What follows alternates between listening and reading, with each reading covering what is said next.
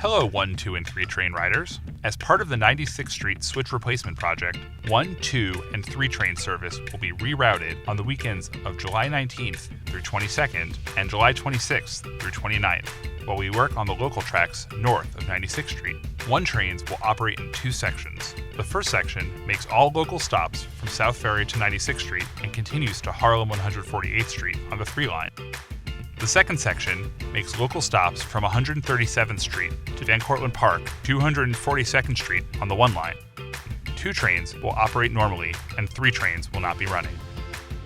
Free shuttle buses will be available on 2 routes. Bus 1 makes all 1 train stops between 96th Street and 137th Street. Bus 2 makes all 3 train stops from 135th Street to Harlem 148th Street. For 3 train service in Brooklyn, 4 trains will make all local 3 stops between Franklin Avenue and New Lots Avenue. Thank you for riding with us. And for more information about the service changes related to the 96th Street switch replacement, please watch our other videos or go to new.mta.info/96 Street switches.